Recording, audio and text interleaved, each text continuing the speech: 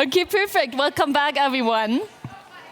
Good to still have you in the room, because we are now coming to our final panel with such an important topic. It's also the topic of the Congress today, how to invest in women and what can we do to really scale up female participation in the energy transition. I'm very, very much looking forward to that panel. It's the biggest one we have today, and I'm very much looking forward to all your perspectives and knowledge and insights and experiences that you are going to bring to that stage. But first of all, of course, let me introduce to you all of our panelists here. We start with Damilola Asaleye, CEO and co-founder, Ashdam Solar and Vice President at the Renewable Energy Association of Nigeria. Pleasure to have you here. Glad to be here too. We have Dr. Sabrina Schulz, Senior Advisor at econnext AG. Did I pronounce it right? Wonderful. Sabrina, pleasure to have you. Kathlen Schneider, former GWNet mentee. We have the new mentees in the room here as well. And co-founder of MESOL, a Brazilian women's network in solar energy. Thanks for being with us. We have the most complicated name, Nidadavolu. Did I do that kind of right? Okay, perfect. She's a specialist engineer at Siemens Gamesa in India. Pleasure to have you. We have Carolin Krolik, senior expert international communications at the German energy agency dena. It has been a long day, I apologize. Pleasure to have you. And also welcome to the stage, Dana Ibrahim. She's trainee at German Energy Academy in Jordan. Pleasure to have you. Damilola, we start with you. We need to put all effort into your live stream going on here. You are very active in the energy sector in Nigeria for quite some time now, and you have founded or co-founded several initiatives. So did you personally experience any obstacles as a female founder in this sector, or was it totally easy to get some funding? Obstacles as a woman in the energy sector, yes, of course. Can you put the microphone a bit closer so we can hear you better? Okay, can you hear me now?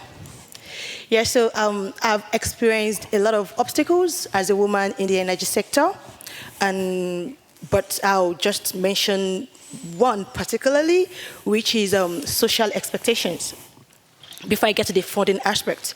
So the social expectations that what people or what the society expects me as a woman to be. Mm-hmm. So when I started the company with my partner in 2007, there were a lot of questions that why do you want to start a renewable energy company as just a fresh graduate? And also, what are you thinking about your family life and all of that? And I was like, okay, that was what I wanted to do. And then we started a company. And along the way, there are so many questions that I get. I was the face of the company, and I were just doing everything at that time, from the sales to the installation to everything. And when people do calling into the company, they ask me, I want to speak to the man in charge.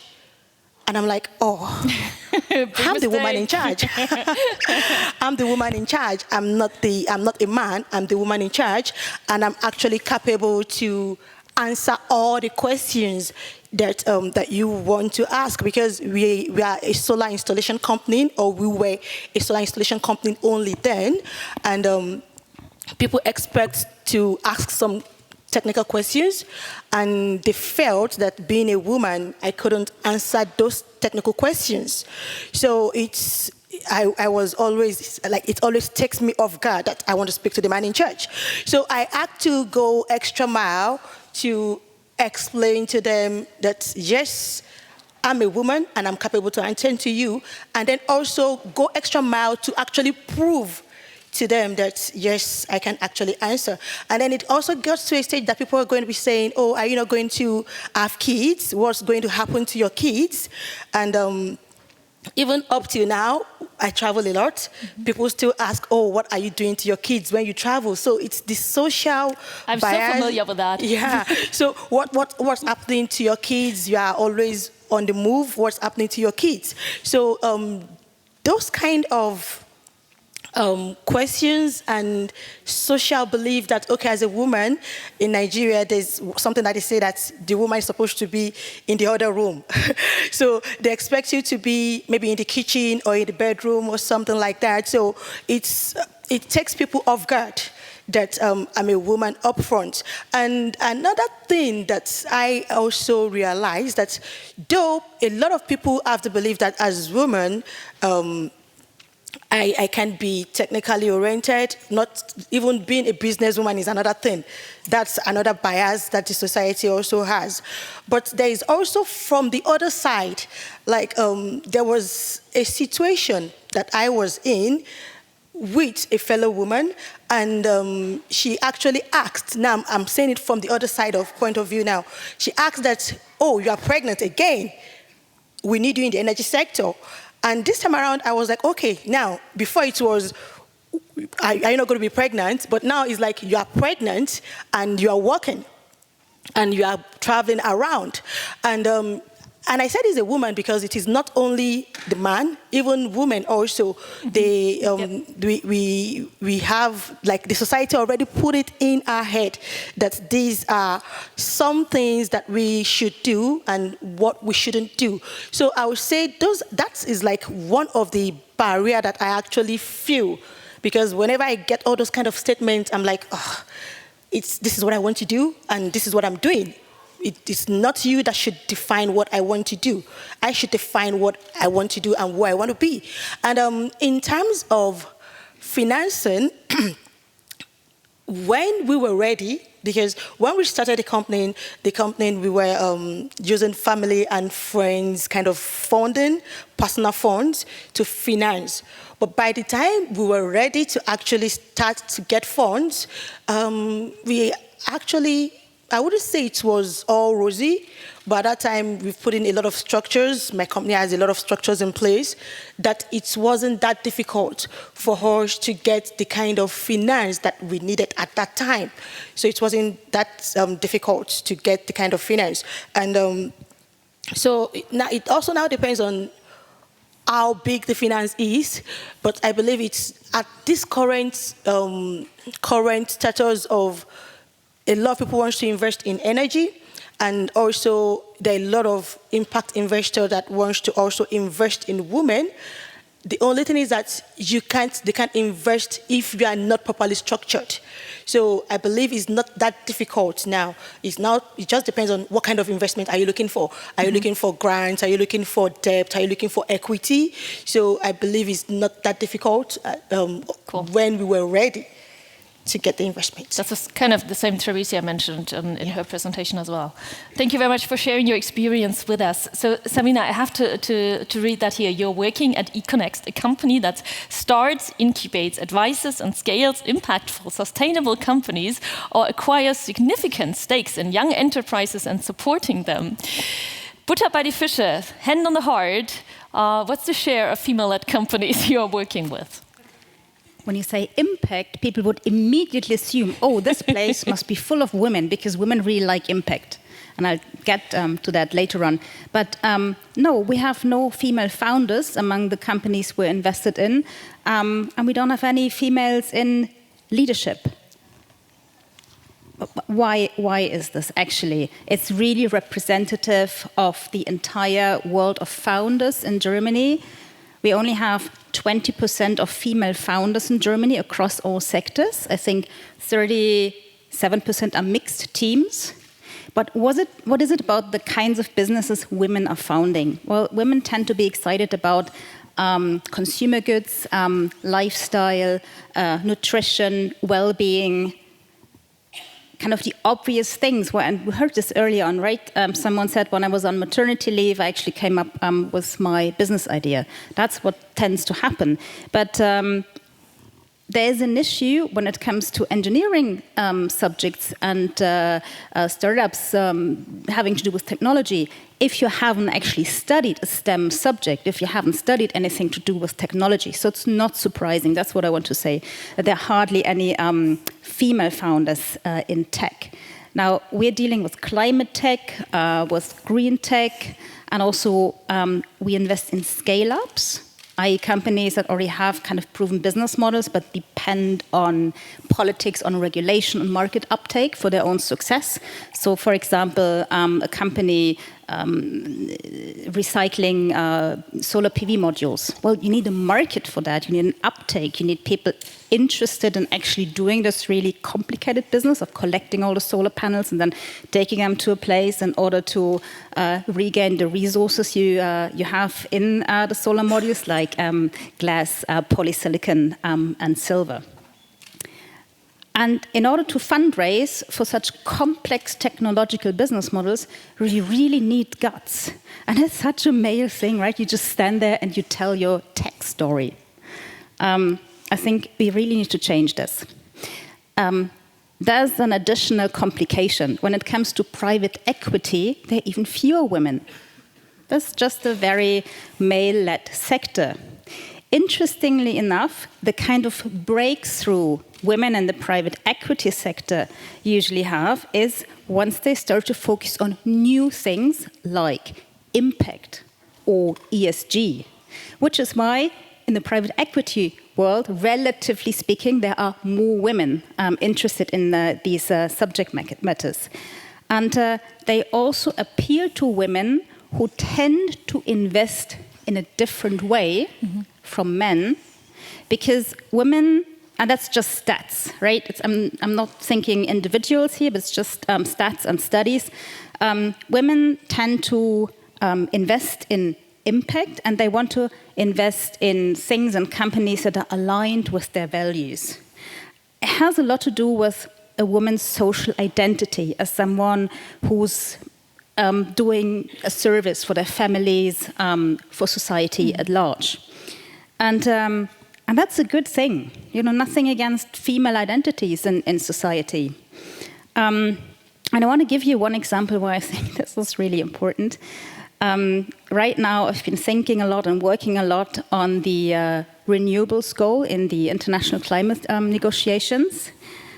The trouble is, of course, we will not have this massive rollout of renewables across the world, as we heard before in several panels, if we don't have the finance, if we don't have bankable projects, if we don't have really creative solutions to organize finance, let's say for renewables in sub-Saharan Africa. The experts just in the room sitting next to me.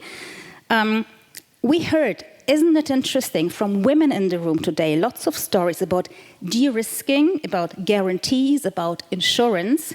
This is also a fairly new discourse, and my really great hope is that as women we stick our heads together to find a solution in order for the international renewables goal objective to be fulfilled. One of the answers is blended finance, and when you look around, who's active in the sector, who are the thinkers behind lots of really innovative concepts, it's women. So my first appeal is let's stick our heads together, be creative, be innovative, be daring, and follow really our hearts when it comes to those creative solutions. Sabrina, thank you so much. We know all of this in theory, but what about the practical part? Do you think it's harder for women to get access to money from your point of view? It is totally. And it's not about, it's about the women maybe not daring to found business models that are super convincing because they're so complex and so risky. But it also has a lot to do with the prejudice we're facing on a daily basis. Perfect. Thank you very much for that. Kathlen, I would like to go on with you. In your current work, you're promoting energy communities and gender equality in the energy sector in Brazil. So maybe you can tell us a bit more about the current state of gender equality in Brazil in the energy sector, and also about the community involvement. Thank you. Yeah, so is it working? think we can put it on. Try it again. Hello? Yeah, there you are.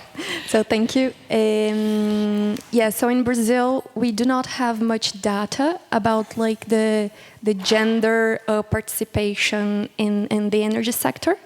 However, with MESOL, understanding that disaggregated data by gender is very important for us to understand the context, we suggested for a consulting company in Brazil that makes surveys regarding the solar energy sector in Brazil to... Like they make surveys every semester to understand how the solar market is developing in Brazil, like the prices of the systems, the main manufacturers, and things like that. We suggested them to add gender questions in their survey because they reach like most of all enterprises in the solar energy sector. And we're like, well, why not ask how many women and men at least work in those enterprises so we can have an idea, right? So they accepted that challenge, and since 2020 they are like recording those information in their survey.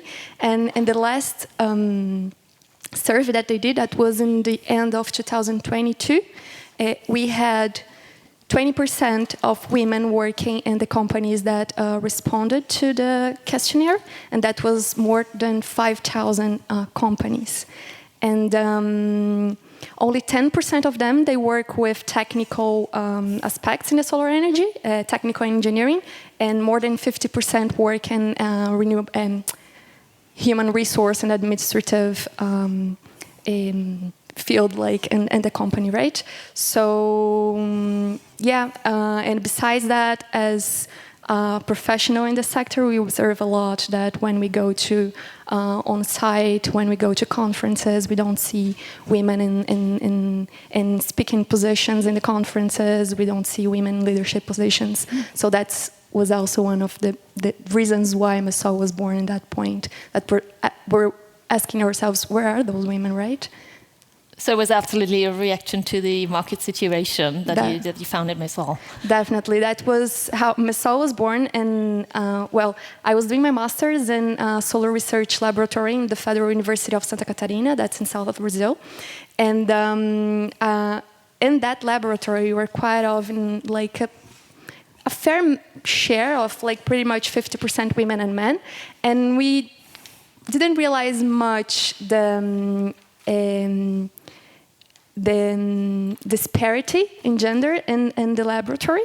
And one day we saw that there was this webinar from the International Solar Society, ISIS, about women networks in the solar energy. And that was the first time that I crossed with GWNet. That's when I met GWNet for the first time, because Christine Lings was presenting that webinar.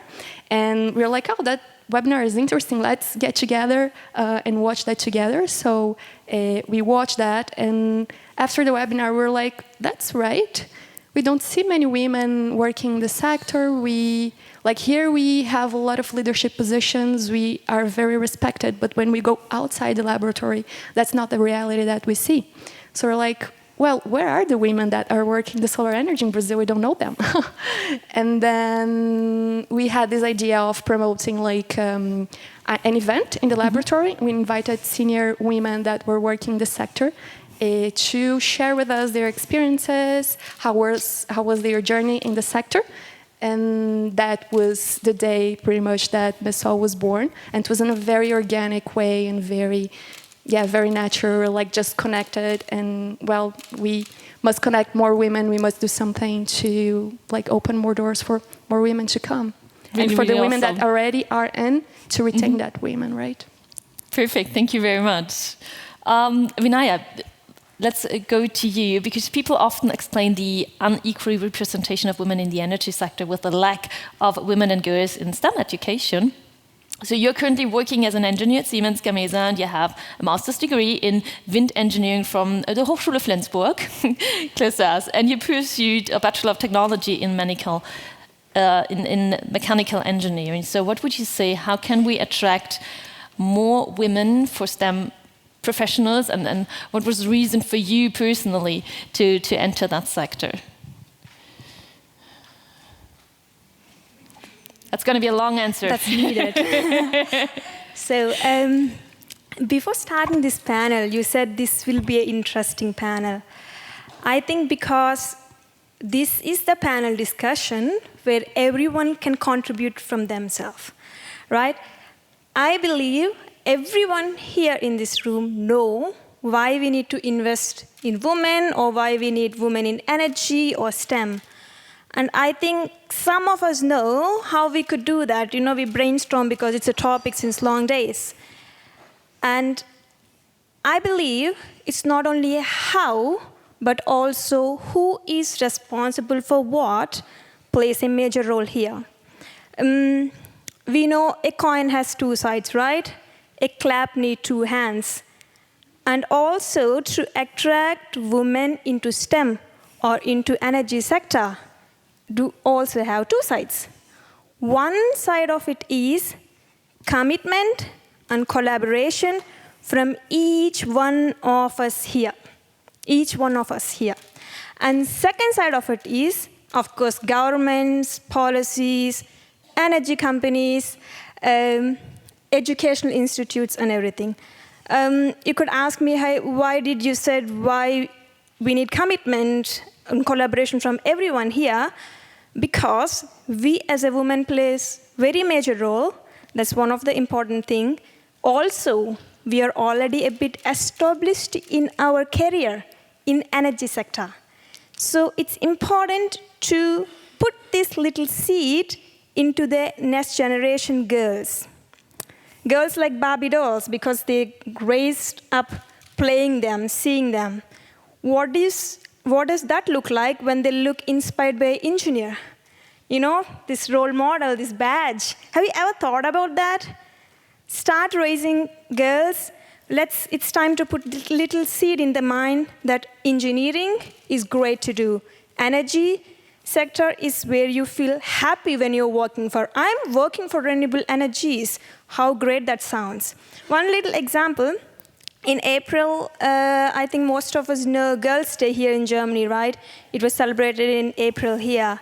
And we from our company invited some girls from the school, and we did these stations. At the end of the day, we are asking girls for the feedback.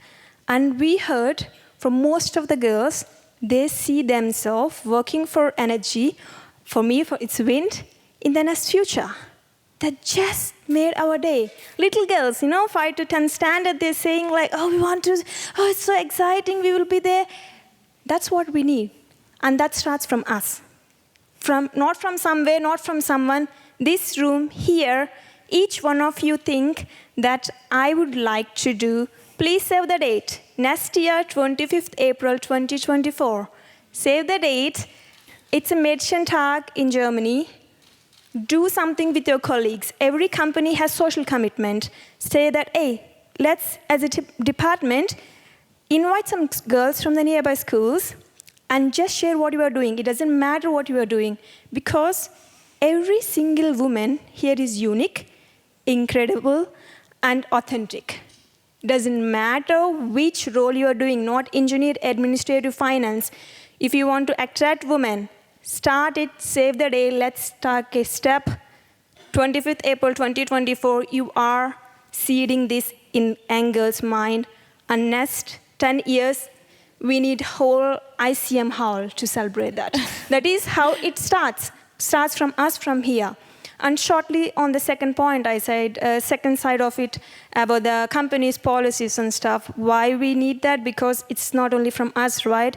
The other side is we need support from them. We need framework from the companies.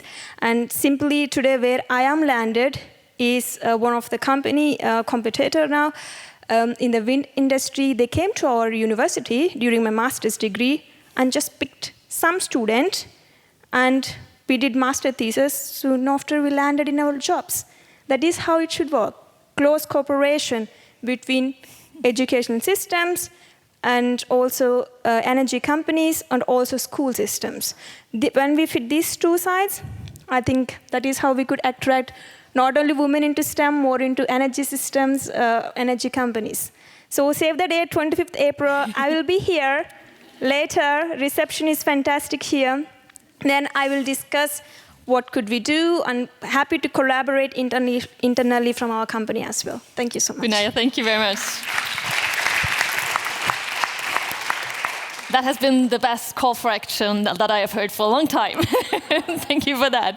Carolin, you are working with the German Energy Agency, and therefore you're also working a lot on all gender aspects.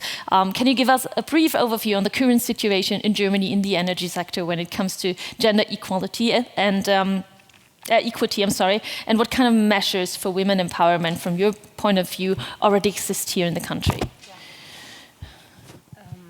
Yes, thank you. Well, I think the situation is pretty similar to the global average situation we face.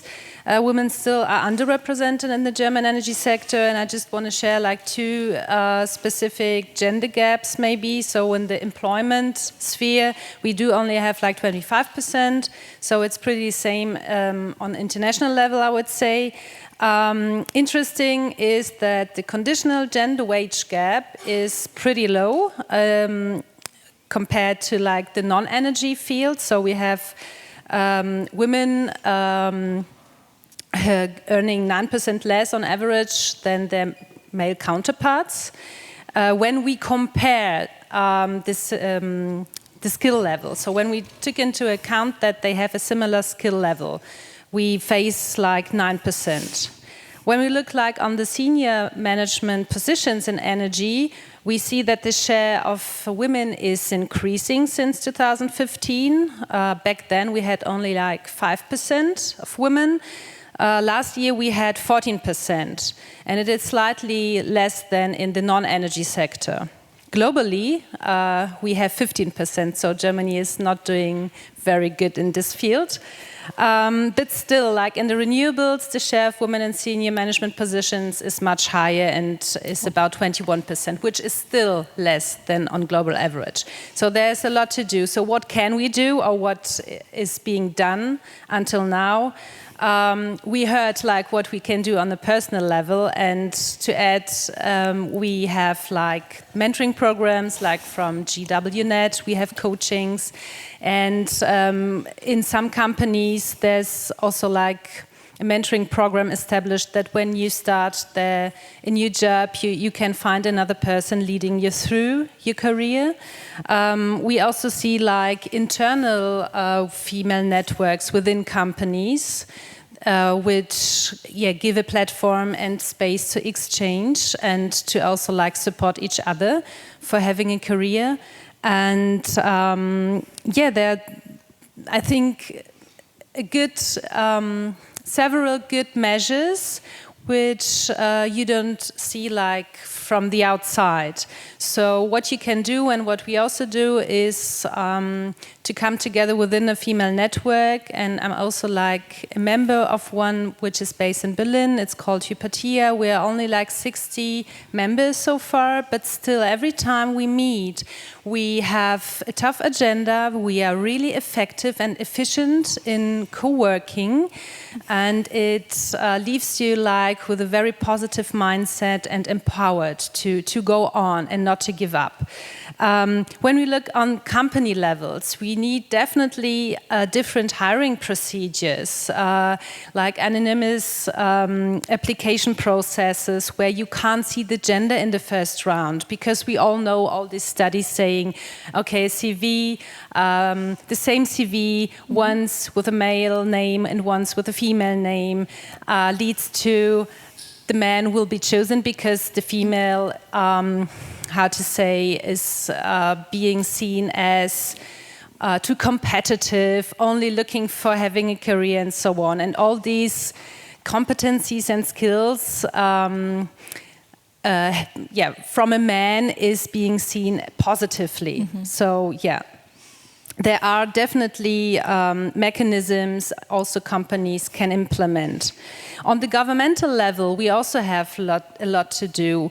We can see at the Ministry for Economic Affairs and Climate Action that we do have like 30% women being in senior management positions, which is good. But when you look into the ministry, you also will find out that in the field of energy, it's still male-dominated. So we're going a good path, I would say, but still there's a lot to do. And what we see, what is really effective and successful is the introduction of quotas. So since we have a minimum female participation for boards, the share of women has risen. And we have now in the top 200 companies with the higher revenues, a share of 16% of women in executive boards, and in non-supervisory boards already 31%. The quota was introduced there much earlier. So we can't wait until people voluntarily support women. We do need the structures and the frameworks. Absolutely, absolutely agree on that. Dana, you are quite new to the industry. You're just starting your career. So maybe you can share your experiences so far with us. Did you perceive any obstacles? And if yes, what caused them? Okay. It's on, you can go on. Okay. Hi. Yeah, yes, there you hi. are. Hello, everyone. The answer to your question, yes, I did face some obstacles. We all do face some obstacles. As you said, as a fresh graduate, I graduated from energy engineering bachelor degree, and the first thing that you do at this point of your life, in this period, you want to choose what career, what pathway you want to go to. And my problem here is that there are some predefined expectations to women. I've heard it during my studies everywhere. For the solar industry, for example, you'll end up working in the design sector. You just need to design the systems. Maybe I don't want to. I graduated and the only thing that I know, I don't want to work in the design just because of that. So yeah, that's pretty annoying. We do have many options, especially in the energy field. There are many options, and I don't want to be limited to some certain options just because I am a female or something. Maybe I like to do something else. So basically, that was my main challenge, and I believe it's important because when it comes to the technical issues, when it comes to the practical work, even if I want to work in the management in the future, I do want to know these details. I want to see how everything is done, to do it by myself, by my hands, and then if I want to do anything in the management and leading this stuff, I'll be aware of what's being done in these technical issues. So that was the main challenge. But to be honest, it's getting better. They are expecting it more now and accepting it. I was lucky enough to have some male and female mentors that didn't mind anything I want to do. So yeah, I hope it gets better by time. Wonderful. That's a good look into the future. Perfect. I would now like to go with a second very quick round and focus on how we can try to close the gender gap, because there are some really beautiful examples that you can bring to the audience here. And Carolin, I would like to go back to you on that point directly, because within the context of the German-Ukrainian Energy Partnership, dena has a really nice program to support Ukrainian women in the energy sector. So please tell us a bit more about the program itself, and yeah, what kind of results you see already. We actually did invite some of our participants of our initiative, Women in Energy United for Ukraine, so they are here today. I'm very happy about that. We founded this initiative last year when, after the Russian war against Ukraine, and we really looked at demand-oriented support measures because, you know, we were also like emotionally affected. We have within dena also a Ukrainian team working within or for the bilateral energy partnership on behalf of the BMWK. So we were really attached and were trying to help like with general integration, but then we decided to follow 3 pillars, and the first one was like to reintegrate the female energy experts in the labor market and help them to get relevant contacts within Germany. We also built a platform for them that they could network within the group. What was very helpful and fruitful, I think also like to not have the feeling to be alone or left alone. So then we also established like a little capacity building and training program together with RENAC, the Renewable Energy Agency, Academy, sorry. And yeah, just to make sure that they don't lose time in professional development and also have the possibility to develop additional skills which are needed in the sector, because we already face for longer time missing expertise in the field to reach the climate goals and to have a successful energy transition. Last but not least, we are cooperating with GWNet and offering also like the mentoring program, but we have also like women who support us on a voluntarily basis, giving group coachings and advice to our participants. So that had in fact some results. We did a little survey and our participants told us that through the initiative, which is really a small one, but we tried our best to help, is that their circle of professional contacts has expanded definitely, so they do feel to have a better access to the sector in general, and that their knowledge in particular fields of energy has risen also, and we do have a few of them who finally found a job in Germany.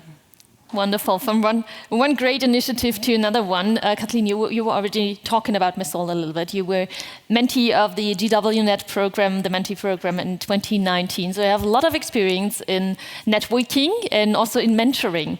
Why, from your personal experience, is it so important, and how can it help to really close the gender gap? And are we doing enough?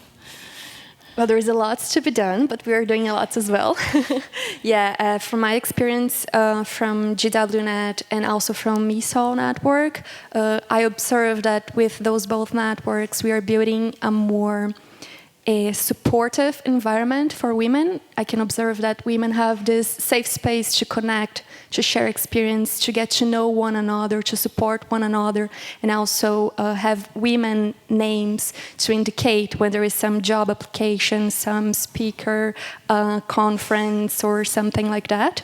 So I can observe that supportive environment. And well, before MESOL, as I was mentioned, our main question was, where are the women working in the solar sector in Brazil? I really didn't have any women reference as name in mind when I would think about it. And now I have a lot of women references in my mind that if someone will ask me, well, do you know someone working with this in the solar energy sector in Brazil? It's usually a woman name that comes in my mind now. And if it's not, I go in the group that we have in MESOL and I ask if someone knows another woman working with that. So we have that, and that ends up increasing visibility and representativity of women in the sector. And as a consequence, I see that we can inspire new young women to come in the sector, so they can see other women working the sector as reference, something that we didn't have before. And another point that I also observe a lot with GWNet and MESOL experience is the raise of the raise awareness about the gender equality. It was, sometimes we're so used to the situation that we are inserted at. I can talk about myself, like when I was doing engineering, I actually never thought much about that. Like, I went to many situations that I would naturalize this unbalanced gender, like many jokes that it was just, yeah, that's how it is. I didn't never thought much about that. And when we got together in that room to watch that webinar that I mentioned before and got to know GWNet and activities in that sense, I started to think more about that. And after that, we start to use this gender lens and observe the sector, and that's very much of a shift in the way you see things and the way you position yourself in the situation as well. And once you start seeing the situation with this gender lens is like no way back return. I mean, we start seeing things in a different way, and we start doing things in a different way. So I would say raise awareness about gender equality is also like a big role about women's networks in the energy sector. Absolutely, absolutely. We need to stop accepting things the way they are, because they just always have been like that. That's not leading us to the future. Thank you very much for your input here. And the next great initiative, Damilola, leads me to you. You founded Ashdam Solar, a social enterprise focused on solving energy poverty in Nigeria through providing access to clean energy and also renewable energy capacity building. And you serve as the founder and the executive director of the Girls and Women Technological Empowerment Organization. So what is your approach, especially in terms of capacity building, training, supporting women and girls in this whole sector? Okay, thank you for that question, Susanne. So my organization, Ashdam Solar, the first one now, as I said, we are a renewable energy company that solves energy poverty in Nigeria. And during the time when we do this, when we solve problems, we've realized that a lot of women do think they can't do some things. Like we've had situations where a woman will say, oh, because I'm a woman, I can't climb roof. And I would say it's not because she is saying it, but I will still bring it back to the societal problem that I said initially, because the society already embedded this in our orientation. Let me bring this closer to home. It actually also happened in my own household.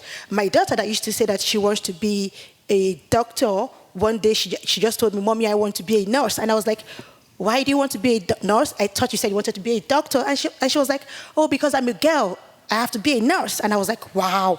And your woman and your mom is like a feminine, and she's like into the tech space. And that's now brought me to a thought that we actually have to intentionally instill in our girls that you can be wherever you want to be. It's not because you're a woman, you can't be a doctor, you can't be a technical person, you can't climb roof if you want to climb roof. The decision is solely yours. And that now brought the first initiative, because I'm going to be talking about 3 of our initiatives.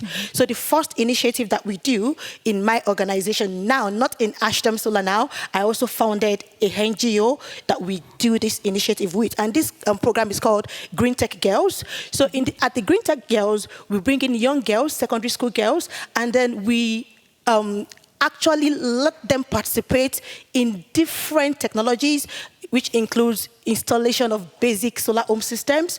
And then we also add some other green technology to it, like upcycling, ICT, and then we also teach them on leadership.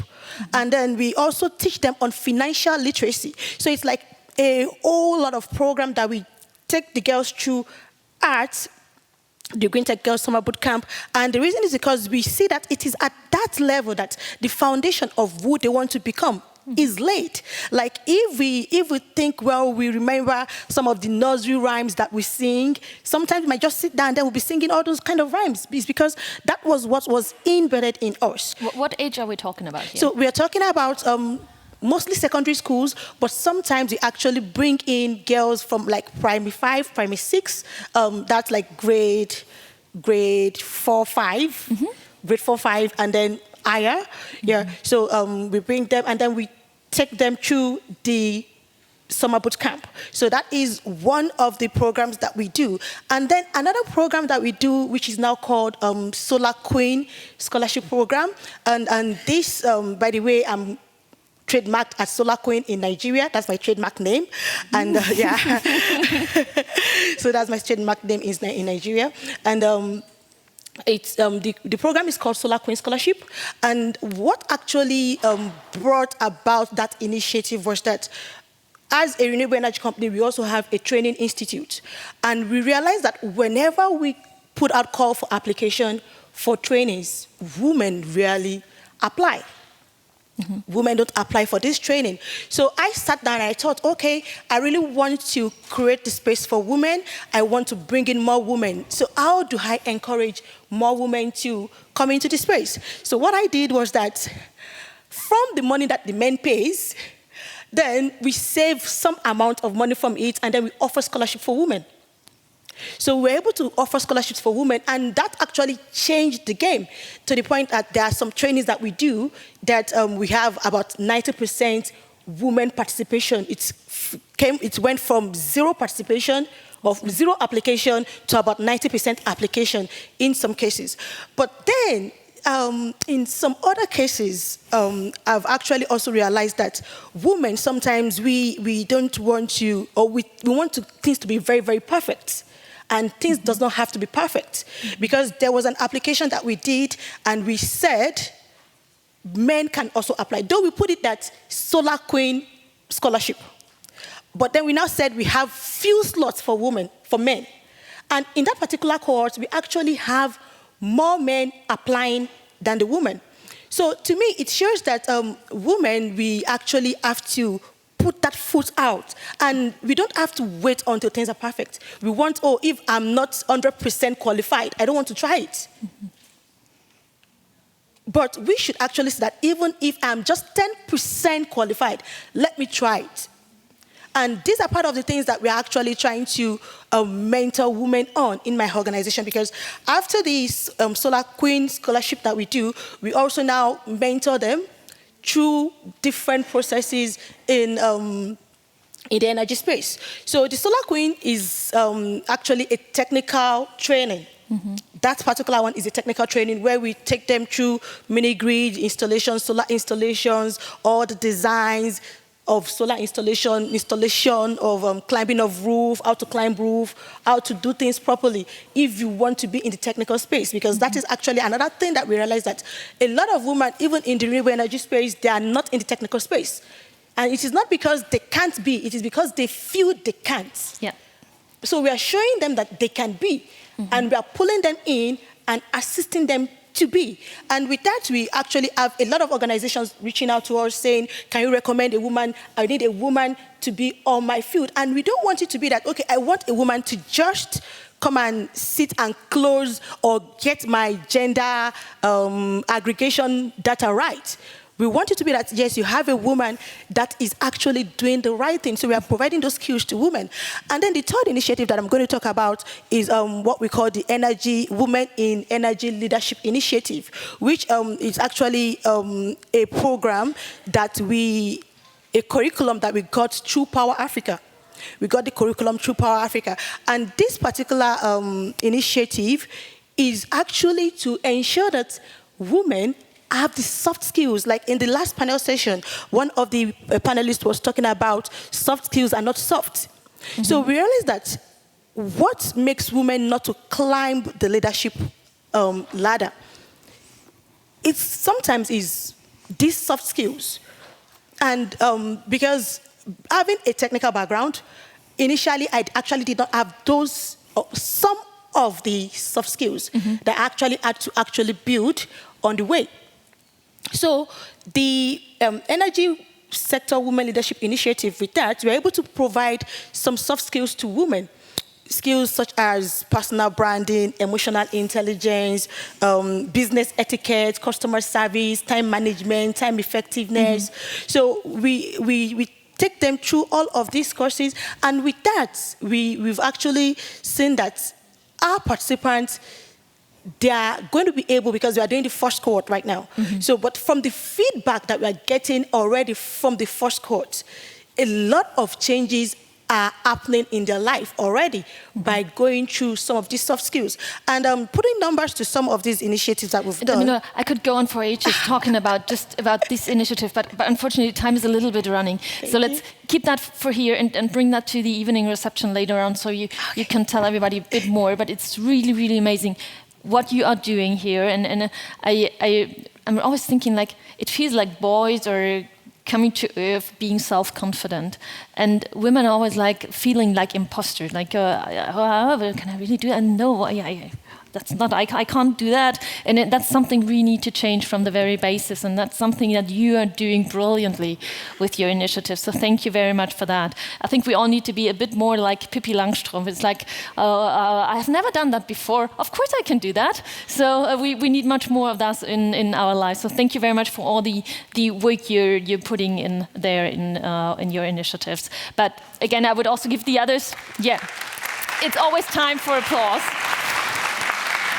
But I would also like to give the others the opportunity to talk a bit about their program. And that leads me to you, Vinaya. You're currently leading a year-long program internally to accelerate the development of women in their early career stages. So what does this program imply, and are there many women participating?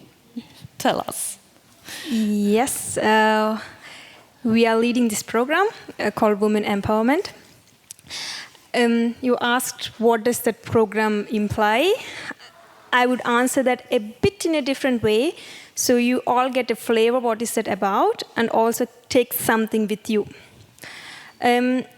I believe every one of you have a pot in our home, right? In an apartment or house. Yes? I think so, because girls mostly like plants.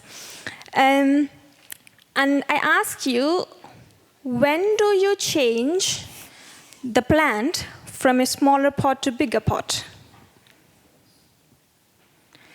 When you see the roots are outgrowing, right? When you see, okay, it's dull. When the roots are outgrowing, then you say, okay, it's time to change into other pot. It also implies same for the woman.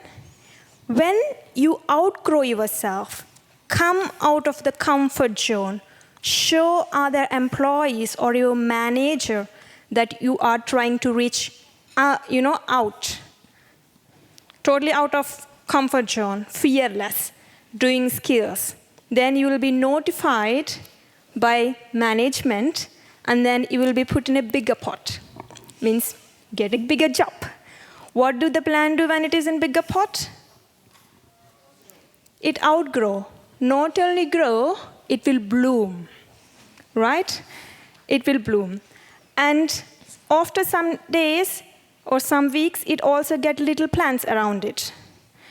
And the beauty of plants is, they're beautiful when they're alone, but the garden is more beautiful than a single plant. So why I'm telling you this is that we are same like plants. When we are in the same role, if you're in comfort zone, we will be like that. So when you are home, when you look into plant, try to outgrow. Who is growing you? No one is growing you. You are growing yourself. You are getting your own roots outside. Every single one here needs to grow out and come out of our comfort zone. Then only you will be put in a bigger pot. There's no one giving you hand. That's what our program is also doing. It's a bit different. It's not mentoring. It's not coaching. What we are doing, part of this program is, it's for women in the early stage of their career. We get some women, and we got more applicants than we wanted, and we had 10 nationalities, and we are just a team of 10 as a pilot project. And we want these women to exchange their skills, knowledge sharing, and everything, and network. Why? Because mentoring, it will be fine. It's a bit complicated, they're experienced, coaching for a while in a topic. But if you sit on the same table with the same kind of woman, you will be like you. You don't have anything to lose, except you will gain. That's what this program is doing. And the main motto is, you should be self-initiative, self-driven. That's what we kept. And I will talk more about that in the reception. Please reach me out. And I will also put you in the contact with our team. We have 2 beautiful women. We are leading that. I think it will be not only for you as individual, for your companies, to do this women empowerment program. So please feel free to reach. Thank you. Vinaya, thank you very much for introducing the program to us and for pitching it on stage. You've done well. Dana, you just finished a course at the German Energy Academy in Jordan. Very, very briefly. What is the Academy all about? And do you have any programs there that supports women in the energy sector? Okay, so the main purpose of the Academy is to to fill the gap between the market and the students and the graduates. So it focuses on the technicians, on the practical work, and on doing the stuff that we don't take usually at the university, and about the practical work. And here comes the challenge with females. Females are not usually pushed towards the practical work and towards trying these things by themselves. And me personally, I've encountered this many times. We would be in a class or in a lab or anything that has practical work, and they give most of the tasks for the boys or for the males, and they would give us like a tool or something to do it easily, because you are a girl, you can do it easily with this tool, don't do it by your hand. So the thing is that at the academy, this doesn't happen. Everyone works. I enrolled in a PV installation course, and I had to actually install a PV system from scratch. The structure, the panels, the clamps, the wrench Turks and everything. And for the first time, I had the experience to actually see these tools and the equipment and to try them by myself. And the very nice thing is that the trainer wouldn't say the things that I've mentioned before. He would treat us equally. You need to work as he is working. And that's the good thing. For example, in the course that I've taken, we were around 22 trainees. Around 9 of us were females, and you can't imagine how eager and excited the females were to finally to get this chance to try by themselves and by their hands. And usually we can do it like the same as the boys and even better. So yeah, that's the main point of the academy, and that's what I've learned during the installation course. Dana, thank you very much. And the last word in that round goes to Sabrina again. We just mentioned it. You advise many sustainable companies. So maybe you can sum it up at the end. What are great measures to boost diversity in teams, and what are the big benefits of having diverse teams? Okay, let me try. Let me also put the logic on its head, right? We've been talking about confidence, opportunities, and obstacles and difficulties. But actually, it's also companies, it's organizations that are facing obstacles when hiring staff nowadays. They need you, right? I mean, the logic has completely changed. And if they feel there should be, not only us, there should be more women in the energy sector, well, maybe they just have to try harder. So that's the first piece. What I'm observing at the moment is that a lot of women in my age cohort, so it's not only Generation Z representatives, male and female, but women in my age cohort, trying for a mid-career change. They are not so interested anymore in things like salaries, benefits, perks. That's important. But what's even more important are things like purpose. Are things like work-life balance, especially if they're working mothers. What's important is self-organization and self-management. This reminds me, there's this fantastic book by Frédéric Laloux, and he talks about, it's called Reinventing Organizations, and he talks about teal organizations. Teal, that's the color code, and that's all about self-organization and self-management among staff. The women I'm talking to, they are also after values in organizations. It's respect, it's appreciation, it's being seen, being heard, being listened to, being taken seriously. They want inclusive workplaces. They're less interested in things like hierarchy and power games and mansplaining and what have you. So I'm saying all of this because once an organization, a company, can offer such a work environment, there will be more women. And those women then will continue to transform the workplace by the sheer fact that they are motivated the way they are, and that they are there. So the workplaces become more attractive to women. And this in turn, I would argue, also makes an organization more resilient. I mean, we've heard so much about the VUCA world, you know, the world being volatile, the world being uncertain, the world being complex, the world being ambiguous. Well, guess what? The more diverse your staff is, the more diverse your workforce is, the more resilient you become, and the better your performance will be. And last word on performance, it's not actually only about the bottom line. If you really want to make it in a world impacted by climate change, it's about, and we heard this before, it's about connecting the dots. It's about thinking outside the box. It's not only about the bottom line for my company, it's about all the interlinkages in the energy sector, connecting the pieces, thinking holistically, thinking from a systemic point of view. And then we can actually achieve the energy transition. One more thing. Kathlen just said something. You asked the question, where are the women?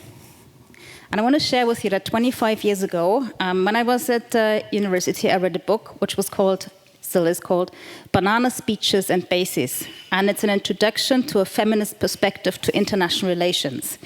And it asked the question, where are the women? And when she was writing the book, women were not in leadership positions. Women kept the machine rooms going. The war machine rooms, hence, bases, military bases in the title. And isn't it amazing that we can now tell so many different stories, including in the energy sector? Women are now visible, and the fact that we are asking ourselves, how can we be even more visible? How can we achieve even more together? The fact that we are in this room together, that's actually amazing progress. And I wish that at some point one of us could write a book, something like how we achieved the energy transition, or how we transformed the world, or how we saved the planet. So that's my big vision that I want to leave you with. Good luck to all of us. Thank you so much, Sabrina. That's your big vision and perfect closing words for the whole panel. So thank you very much for that. And before I open to the audience and give you the opportunity to ask some questions, I would go back and hand one question over to the audience. We just mentioned the GWNet mentoring program. Kathlen, we have been part of it in 2019. But we have the current mentees in here as well. A good 20 female energy professionals. Thank you very much for being with us today. And I just would like to address one question to one of you. Sultan, where are you? There you are, perfect. Maybe you can stand up, we get you a microphone somehow. Serafina is on the run already. Oh yeah, you can take one over there, perfect. You can get all the information on the program itself, so we skip that here, but just one emotional word about why should somebody apply for the mentoring program? What is so awesome about it? Just one word? No, you can okay. just one word, be like a minute. I am Sultan. I'm one of the participants in the GWNet's Women Energy Empowerment Program, and we have started pretty new. It started about 3 months ago, and I am studying energy law in the University of Aberdeen. At the same time, I am a mother of 2 kids. I am an economist, I'm a lawyer, and I'm an energy specialist at the energy market regulation field in my home country. When I saw this program at the timeline on my LinkedIn account, it was providing that they are going to boost women's role at the managerial roles, and it was really promising for me because for a long time, I'm at the energy market regulation field, and I have been contributing through the regulations, laws, rules in my home country. But whenever it comes to any kind of promotions, my superiors they went silent. So I didn't know how to manage this issue. It was an obstacle, a barrier for me. It wasn't about in-depth knowledge. I'm a lawyer, economist, but I think I questioned myself, even I blamed myself that I was doing something wrong. It was something missing. In my family, I am the first one who graduated from university, not first woman. I am the first one who went another city to study in university. And also I am the first income taxpayer in my family. So I feel whenever I take a next step in my life, I was alone. So this program provided me that, showed me that I'm not alone. There are lots of women around. And at the same time, I am passionate about energy transition, not because of my professional career.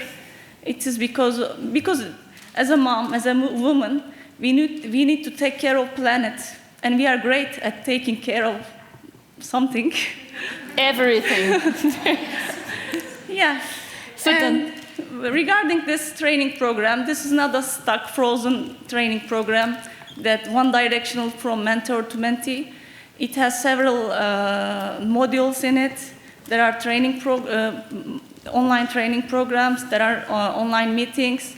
Also, there are interactive meetings with your mentor. So I'm very happy about this program, being involved in this program. Thank you, and thanks to GVNet and its providers, supporters. Okay. Thank you very much.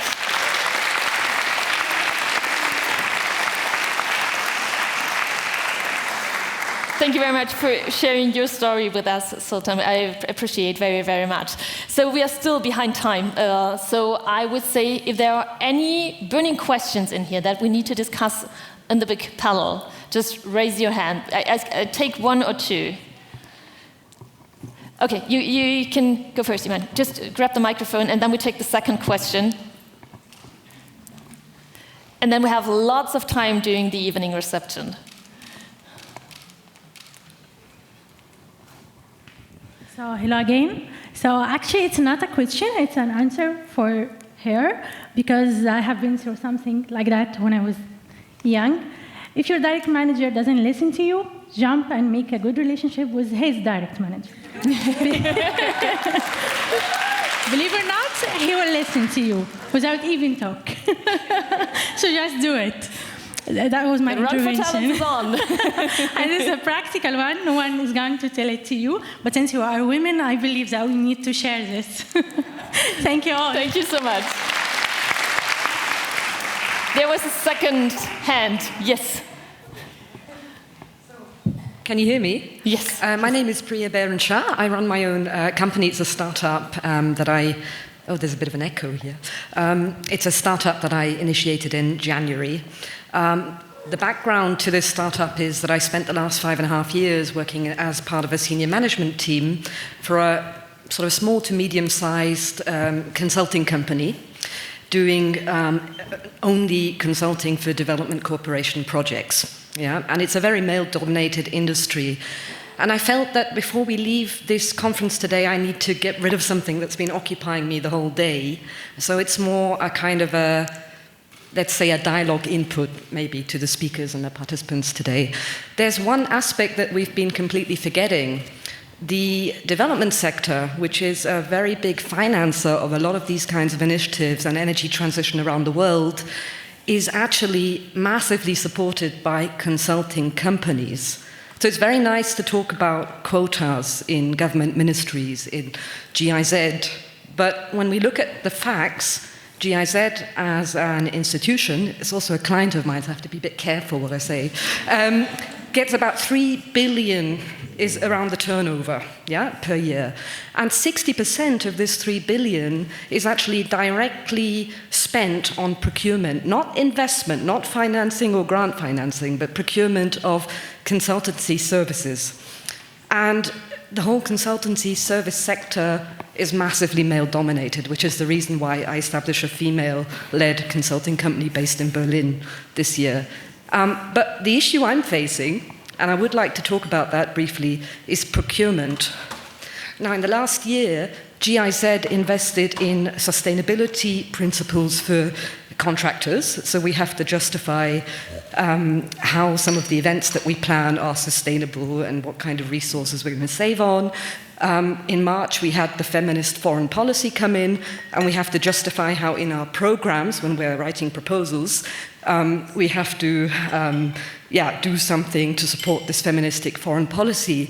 But the biggest leverage we have, and I would like to say, how can we leverage more for global energy transition, is we also need to change the face of this consulting sector. So I believe we actually need to have strategic procurement to facilitate more women coming into the consulting sector to develop programs with new ideas. Yeah, and that is a bottleneck for me right now as a startup, because it's almost impossible as a startup to compete with the consulting establishments that are already there. So I would like to say, please look at the big elephant in the room. It's 60% of 3 billion. Yeah, and there's a lot of massive change we can do. If anyone's interested in discussing more, we can have a drink. Thank you very much for addressing that issue and pitching here in front of everybody. Yeah, thanks a lot for the addition. Unfortunately, really unfortunately, time is up. I could go on ages talking with all these outstanding women on that stage for much, much longer time, but unfortunately we have to bring that to the evening reception. Thank you very much for being with us today, for sharing your insights, your experience, and your great, great initiatives with us. All the best to all of you. Thank you very much. This is your round of applause.